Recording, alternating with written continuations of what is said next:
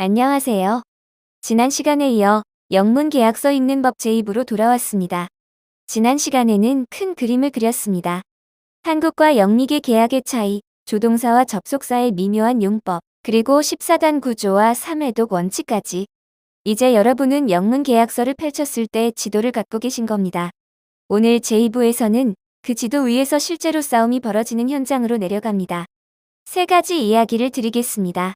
첫째, 실제 딜에서 가장 많이 쟁점화되는 조항들, R&W, 면책, 책임 제한, 해지, 준거법 같은 영역에서 매수인과 매도인은 각각 어떤 입장을 취해야 하는지. 둘째, 한국 변호사가 특히 주의해야 할 실무 포인트, 직인과 서명의 차이, 번역본의 법적 지위 자주 발생하는 계약 사고까지. 셋째, 영문 계약에서 반드시 알아야 할 핵심 용어 정리, 알파벳별로 빠르게 흐르면서 실무에서 가장 자주 마주치는 용어들의 의미와 쟁점을 정리해드리겠습니다. 자, 바로 시작하겠습니다. 실제 딜에서 시간과 에너지가 집중적으로 투입되는 조항들이 있습니다. 어쏘가 첫 드래프트를 검토할 때 반드시 별도로 정리해 파트너에게 보고해야 하는 항목들이죠. 10가지를 짚어보겠습니다. 먼저 R&W, 진술 및 보장입니다. 쟁점은 5가지로 요약됩니다. 어떤 사항을 보장할 것인가, 그러니까 보장의 범위, 난리지나 마테리얼 같은 한정이 붙는가, 브링 다운이라는 개념이 있는데 서명 시점과 종결 시점, 양쪽에 모두 진실이어야 하는지의 문제입니다. 서바이벌 피리오드, 종결 이후에 R&W가 얼마나 살아남는지, 그리고 샌드배깅, 종결 전에 위반을 이미 알았어도 사후에 청구할 수 있는지. 입장을 정리하면 이렇습니다. 매수인 입장에서는 R&W를 넓고 엄격하게, 난리지나 마테리얼 한정을 최소화하고 서바이벌 피리오드를 길게 가져갑니다. 일반 R&W는 18개월에서 24개월, 세무나 소유권 같은 펀더멘탈 항목은 소멸 시효까지요. 그리고 프로 샌드배깅 조항을 넣습니다. 알았어도 청구 가능하다는 뜻입니다. 반대로 매도인 입장이라면 R&W를 난리지나 마테리얼로 한정하고 서바이벌은 12개월에서 18개월 정도로 짧게 엔티 샌드배깅 조항을 두거나 아예 샌드배깅에 관해 침묵하도록 합니다. 한국 실무에서 가장 중요한 건 디스클로저 스케줄입니다. 의뢰인이 매도인이라면 R&W를 제한하기 위해 디스클로저 스케줄, 공개 목록을 최대한 상세히 작성하시는 게 핵심입니다. 반대로 매수인이라면 디스클로저의 효력 범위를 명확히 제한해야 합니다. 특정 R&W에만 적용되는지, 전체에 적용되는지요. 다음은 인뎀너피케이션, 면책 조항입니다. 여기서는 숫자 싸움이 벌어집니다. 5가지 쟁점이 있습니다. 하나, 캡, 총 한도. 통상 거래가액의 10%에서 20% 범위이고 펀더멘탈 R&W는 100%까지 갑니다. 둘, 바스킷 또는 스레스 홀드. 일정 금액 이상의 손해만 청구 가능하게 하는 문턱입니다. 티핑 바스킷은 문턱을 넘으면 첫 원부터 전액 청구 가능하고 디덕터블 바스킷은 초과분만 청구할 수 있습니다. 셋, 디미니미즈. 건당 최소 금액 미만의 소액 손해는 바스킷 계산에서 아예 제외하는 장치입니다. 넷, 익스클루시브 레미디. 면책이 유일한 구제수단이냐, 아니면 다른 일반 구제수단도 함께 쓸 수 있느냐. 다섯, 스페셜 인뎀니티. 특정 리스크에 대해서는 캡이나 바스킷 없이 전액 면책받는 장치입니다. 입장별로 정리하면 이렇습니다. 매수인은 캡을 20% 이상 높게, 펀더멘탈은 100%로 가져갑니다. 바스킷은 낮게, 그리고 티핑 바스킷으로 첫 원부터 받을 수 있게요. 서바이벌은 일반 18개월에서 24개월로 길게, 익스클루시브 레미디 조항이 있더라도 일반 구제수단은 유보해둡니다. 그리고 기존 소송이나 환경 리스크 같은 특정 위험은 스페셜 인뎀니티로 따로 잡습니다. 반면 매도인은 캡을 10% 정도로 낮게, 펀더멘탈도 100% 이하로 낮춥니다. 바스킷은 높게, 디덕터블 바스킷으로 초과분만 배상. 서바이벌은 6개월에서 12개월. 익스클루시브 레미디를 강하게 주장하되 사기만 예외로 인정합니다. 책임 제한 조항입니다. 4가지 포인트만 짚겠습니다. 첫째, 간접 손해, 특별 손해, 결과적 손해, 컨서켄셜 인다이렉트, 스페셜 데미지즈. 이런 것들을 배제하는 조항이 표준입니다. 둘째, 이익상실 로스트 프라피츠가 컨서켄셜 데미지즈에 포함되느냐가 중요한 쟁점입니다. 포함된다고 보는 경우가 많지만 명시적으로 이익상실 포함, 또는 불포함을 규정해두는 것이 안전합니다. 셋째, 토탈 라이어빌리티 캡. 통상 계약 금액 영어로 P 전체 또는 최근 12개월 지급액을 한도로 설정합니다. 넷째, 카브아웃. 책임 제한의 예외. 컨피덴시얼리티 위반, IP 침해, 인뎀너피케이션, 그로스 네글리전스, 중과실 윌펄 미스컨덕트, 고의적 위법 행위. 이런 것들은 보통 캡에서 제외됩니다. 해지 조항입니다. 5가지 쟁점이 있습니다. 해지 사유, 포 코즈냐 포 컨비니언스냐. 큐어 피리오드 치유기간, 보통 30일이지만 중대한 위반은 치유 불려. 체인지 오브 컨트롤 조항, 상대방 지배구조가 바뀌었을 때 해지권. 터미네이션 피, 일방적 해지 시 수수료. 그리고 서바이벌 해지 후에도 살아남는 조항들. 컨피덴시얼리티 인뎀너피케이션, 거버닝 로 디스퓨트 레솔루션 같은 것들이죠. 입장별 포지션. 발주자, 매수인, 고객 입장이라면 터미네이션, 포 컨비니언스, 사유 불문 해지권을 확보하려 합니다. 치유기간은 짧게, 중대한 위반에는 치유기간 없이 바로 해지할 수 있게요. 반면 공급자, 매도인, 서비스 제공자 입장이라면 포 코즈 해지만 허용하고 치유기간을 충분히 받아내고 터미네이션 피를 확보하고 체인지 오브 컨트롤 조항을 넣어서 상대방이 바뀌면 내가 해지할 수 있게 설계합니다. 거버닝 로와 디스퓨트 레솔루션. 이 두 조항은 묶어서 설계해야 합니다.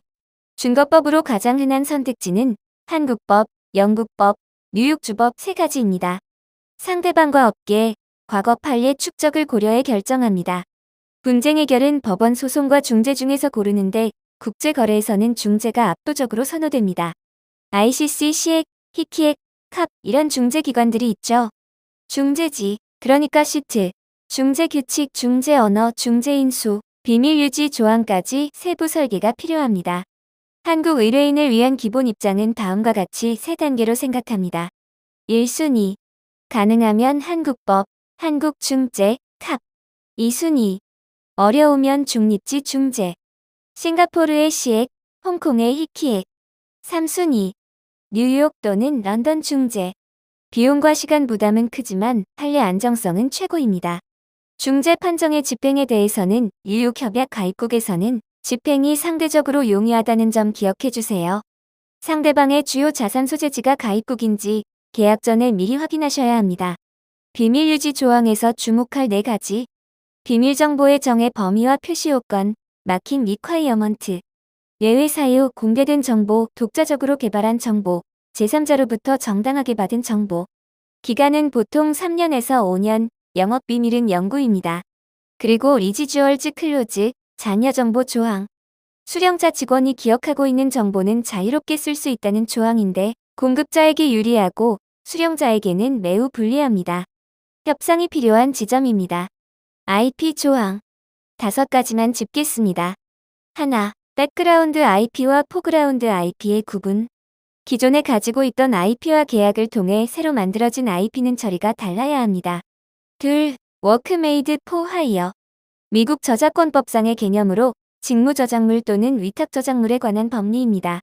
이게 적용되지 않는 경우에는 별도 양도 조항 어사인먼트가 반드시 필요합니다. 실무에서는 워크메이드 포 하이어로 의제하되 그것이 인정되지 않는 경우 양도한다는 이중 안전장치로 씁니다. 셋, 라이선스 범위. 익스클루시브, 논 익스클루시브, 소울 그리고 필드 오브 유즈, 사용 분야, 테리토리, 지역, 텀, 기간, 서브 리센싱 권한이 있는지 없는지. 넷, 소스 코드 에스크로. 일정한 사건, 예컨대 공급자의 파산 같은 상황이 발생하면 소스 코드를 공개한다는 장치입니다. 5, IP 인프린지먼트 인뎀니티. 제3자가 IP 침해를 주장할 때 공급자의 방어 배상 의무. 보통 캡에서 카브아웃으로 설정합니다. 포스마저, 불가항력 조항. 3가지 포인트. 첫째, 사유를 구체적으로 열거하느냐, 일반 조항으로 두느냐. 둘째, 코비드-19 이후에는 전염병과 정부 명령이 명시적으로 포함되는 것이 표준입니다. 셋째, 통지 의무 증명 책임 지속 기간이 일정 이상을 넘으면 해지권이 생기는 조항. 그리고 여기 중요한 주의사항 하나. 영리법의 포스마저는 대륙법의 불가항력 법리와 자동으로 일치하지 않습니다. 영리법에서 포스마저는 당사자가 계약으로 만들어낸 권리입니다. 법이 자동으로 인정해주는 것이 아니에요. 그래서 조항에 명시된 사유와 절차를 엄격하게 따라야 합니다. 한국식 천재지변 어쩌고 식의 막연한 기대는 금물입니다. 어사인먼트, 양도 조항. 원칙은 No assignment without prior written consent. 사전 서면 동의 없이는 양도 불가입니다. 단, 어플리에이트, 계열사에 대한 양도 또는 체인지 오브 컨트롤에 의한 이전은 동의 없이 가능하도록 예외를 설계합니다. 한국 법상의 채권양도 제한과는 구조가 다르니 혼동하지 마시기 바랍니다. 마지막으로 보일러플레이트. 앞서 관용적으로 쓰이는 조항이라고 말씀드렸죠. 6개만 짚어보겠습니다. 인타이얼 어그리먼트. 이 계약이 당사자 간 합의의 전부이며 이전의 모든 구두 서면 합의를 대체한다는 조항. LOI, MOU 사전 약정이 있었다면 이 조항으로 모두 무효가 됩니다. 살려야 할 사전 합의가 있다면 반드시 본문에 편입하거나 예외를 명시해야 합니다. No oral modification. 수정은 서면과 쌍방 서명으로만 가능합니다. 이 조항이 있으면 이메일이나 구두 합의로는 수정이 안 됩니다. 웨이버. 권리를 행사하지 않았다고 해서 포기한 것으로 간주되지 않는다는 조항입니다. No waiver by inaction. 포기는 반드시 명시적, 서면으로만. severability. 일부 조항이 무효라도 나머지는 유효하게 유지됩니다. 영리법은 블루 펜슬 룰이라고 해서 무효 부분만 삭제하거나 축소 해석할 수 있게 해줍니다. 카운터파츠 앤 일렉트로닉 시그너처즈. 복수의 원본과 전자서명이 모두 유효하다는 조항. 팬데믹 이후 표준화됐습니다. 노티시즈. 통지의 방법, 주소, 효력 발생 시기. 통지의 하자 하나가 해지권 행사에 요건 불비로 이어져서 승패를 가르는 경우가 정말 많습니다. 가볍게 넘기지 마세요. 자, 파트 5로 넘어갑니다. 이제부터는 조항 이야기가 아니라 한국 변호사가 영문 계약을 다룰 때 특히 자주 실수하거나 놓치는 포인트들입니다. 5가지 팁을 드리겠습니다. 하나, 검토는 트랙 체인지스로 상대방이 수용할지 여부가 명확하도록 하세요. 의뢰인과의 내부 커뮤니케이션은 카멘츠 기능으로 별도 관리하시고요. 둘, 블랙라인 기교본 생성은 필수입니다. 상대방이 수정본을 보내올 때 이전 버전과의 블랙라인을 같이 받아서 확인하세요. 받지 못하면 직접 워드의 비교 기능으로 만드세요. 셋, 정의어는 처음 나올 때 밑줄이나 하이라이트를 해두세요. 본문 읽을 때 정의어를 놓치지 않기 위해 초반에 마킹해두는 게 좋습니다. 넷, 크로스 레퍼런스, 교차 참조는 일일이 확인. 섹션 5.2가 실제로 해당 조항을 가리키는지, 삭제나 재번호 과정에서 깨진 부분은 없는지. 이게 자주 실수가 생기는 영역입니다. 5. 숫자, 기간, 금액은 별도 표로 정리. 캡, 바스키티 미니미즈, 서바이벌 피리오드, 큐어 피리오드, 노티스 피리오드를 한 장에 모아서 파트너에게 보고하세요. 이게 파트너가 제일 고마워하는 작업물입니다. 영문 계약을 직접 작성하거나 수정하실 때의 원칙입니다. 플레인 잉글리쉬 쉬운 영어 운동이라고 하죠. 능동태를 선호합니다. 바이어 쉘페이가 페이먼트 쉘비 메이드 바이 바이어보다 낫습니다. 짧은 문장, 한 문장에 하나의 의무. 고풍스러운 용어, 헤리토, 히어리드, 웨어소이버 같은 단어는 최소화. 플레인 잉글리쉬 운동은 미국 세크와 연방 규정에서 제도화되었고 국제 딜에서도 점점 확산되고 있습니다. 이 부분은 정말 중요합니다. 한국 당사자 또는 한국 변호사만의 특수한 주의점 5가지입니다. 첫 번째, 직인과 법인인감은 시그니처와 다릅니다. 영문 계약의 원칙은 서명입니다.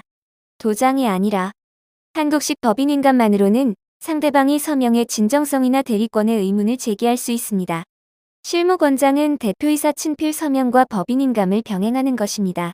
두 번째, 인지세의 스탬프 듀티. 영국, 홍콩, 싱가포르의 일부 문서는 인지세 대상입니다. 미납하면 법원에서 증거 능력에 영향을 받을 수 있어요. 준거법과 서명 장소에 따라 체크하셔야 합니다. 세 번째, 번역본의 법적 지위. 한국어 번역본과 영문본이 둘 다 있을 때 반드시 어느 쪽이 우선하는지 명시하는 조항을 넣어야 합니다. 잉글리쉬 버전 쉘 프리베일 또는 코리안 버전 쉘 프리베일. 이 조항이 없으면 해석 분쟁의 씨앗이 됩니다. 네 번째, 공증 노터라이제이션과 아포스티오, 어퍼스틸. 해외에서 집행할 필요가 있으면 필수입니다. 계약 체결 단계에서 미리 고려하셔야 합니다. 5번째, 한국법의 강행 규정. 준거법을 외국법으로 정해도 한국 안에서 집행되거나 한국 당사자를 보호하기 위한 강행 규정은 적용될 수 있습니다. 소비자보호법, 하도급법, 공정거래법 일부 등이 여기에 해당됩니다.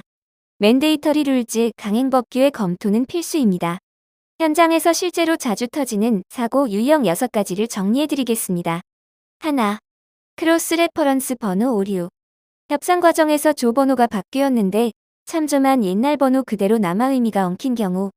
둘, 디파인드 텀 불일치. 정의 조항과 본문에서 같은 용어가 다르게 쓰인 경우. 대소문자 실수도 포함됩니다.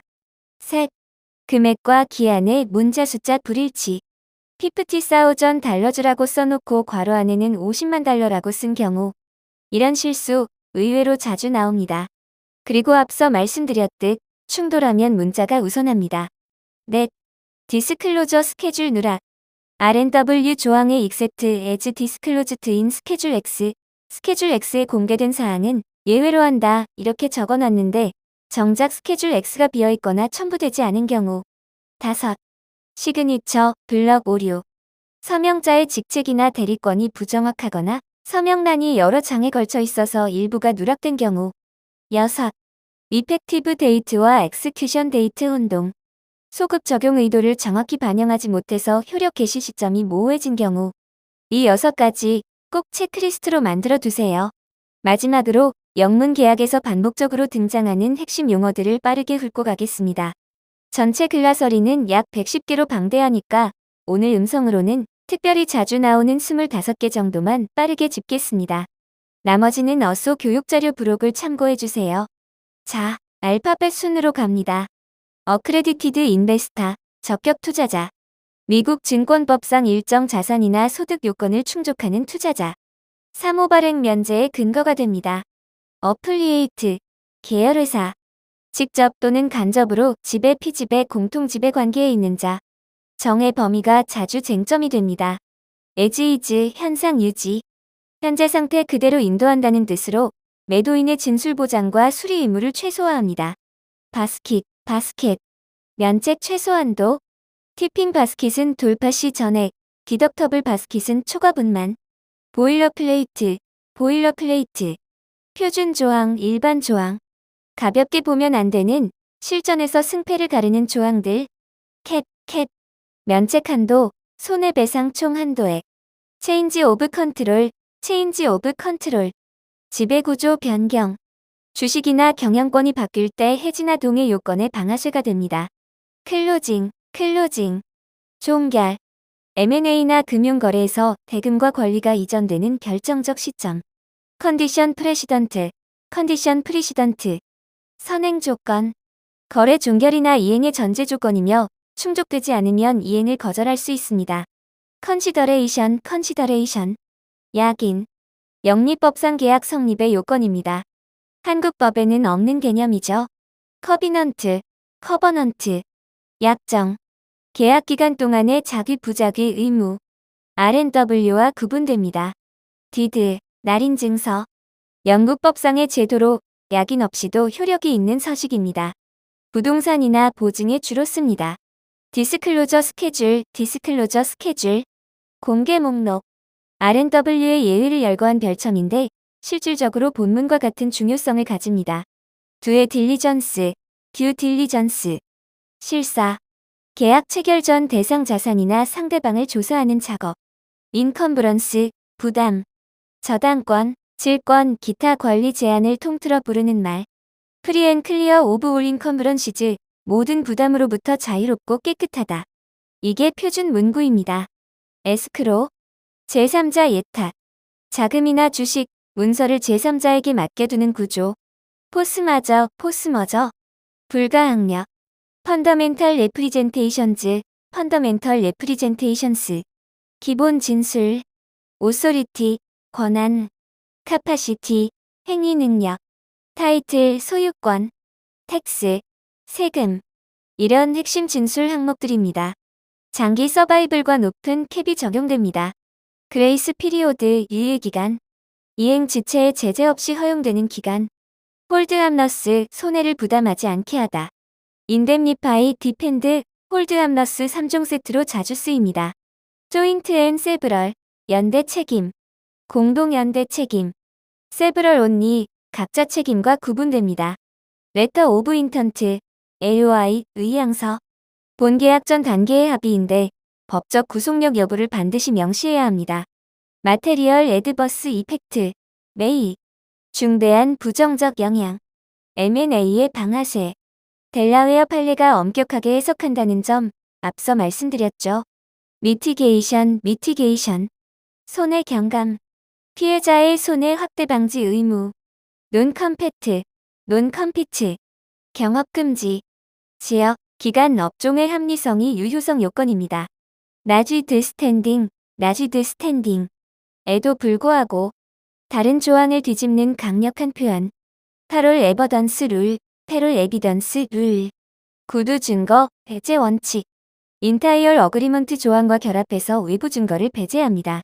프리베일링 파티. 승소 당사자. 프리베일링 파티 shall be entitled to attorney's fees. 승소 당사자는 변호사 보수를 받을 권리가 있다. 이런 조항에서 자주 나옵니다. 라이트 오브 퍼스트 리퓨절, 로프, 우선 매수 협상권. 제3자의 제한 조건에 대해 우선권을 행사하는 권리. 샌드베깅. 종결 전 R&W 위반을 알았어도 사후 청구할 수 있는지의 문제. 프로샌드베깅과 앤티샌드베깅이 대립합니다. 세버러빌리티. 조항 분리 가능성. 일부 무효라도 나머지는 유효. 스페시픽 퍼포먼스. 특정 이행. 영리법상 예외적 구제수단이며 금전배상이 불충분한 경우에 인정됩니다. 서바이벌. 잔존 또는 존속. 계약 종료 후에도 유효하게 살아남는 조항. 터미네이션. 해지. 포코즈와 포컨비니언스로 구분됩니다. 웨이버. 권리 포기. 반드시 명시적, 서면으로만. 와런티. 보증. 익스프레스 와런티, 명시적 보증과 임플라이드 와런티, 묵시적 보증으로 나뉩니다. 워크메이드 포 하이어. 고용 저작물, 직무 저작물. 미국 저작권법 개념. 앞서 IP 부분에서 설명드렸죠. 자, 여기까지가 핵심 용어 빠르게 훑기였습니다. 이 용어들은 거의 모든 영문 계약에서 반복해서 만나실 거고 자연스럽게 귀에 익으실 겁니다. 자, 제2부, 그리고 이 전체 시리즈를 마무리할 시간이 왔습니다. 오늘 이 두 편을 통해 우리는 영문 계약서를 읽는 5가지 차원을 함께 걸었습니다. 첫째, 한국과 영미법의 근본적 차이. 계약은 그 자체로 완결된 법이며 쓰지 않은 것은 포기한 것에 가깝다는 대원칙. 둘째, 단어 하나, 조동사 하나의 미묘한 차이. 쉘과 메이, 베스트 에퍼츠와 커머셜리 리저너블 에퍼츠, 라지드 스탠딩과 서브젝트 투. 이 작은 단어들이 큰 결과를 만듭니다. 셋째, 14단의 표준 구조와 3회독 원칙. 구조 파악, 심독, 리스크 플래깅. 이 3번을 거쳐야 계약서가 비로소 내 것이 됩니다. 넷째, 실제 딜의 쟁점과 기본 입장. R&W, 면책, 책임 제한, 해지, 준거법. 각 조항에서 매수인과 매도인이 어디서 싸우는지. 다섯째, 한국 변호사의 실무 포인트. 직인과 서명의 차이, 번역본의 우선순위, 자주 발생하는 계약 사고까지. 영문 계약서 읽기는 결국 훈련입니다. 두 편의 팟캐스트만으로 모든 것이 해결되지는 않습니다. 다만 이제 여러분은 지도를 갖고 계십니다. 어디서 무엇을 찾아야 하는지, 어느 지점에서 파트너에게 물어야 하는지, 어떤 단어에 붉은 펜을 대야 하는지. 다음 주에 새로운 영문 계약서가 책상에 올라오면 오늘 이야기한 3회독 원칙부터 시작해보세요. 처음에는 어색하겠지만 3번째, 4번째 계약부터는 속도가 붙습니다. 5번째, 6번째가 되면 처음 보는 조항에서도 여긴 조심해야겠구나 하는 감이 생길 겁니다. 그때까지 여러분의 모든 딜이 안전하고 성공적이길 응원합니다. 지난 2번의 시간 끝까지 함께 해주셔서 감사합니다.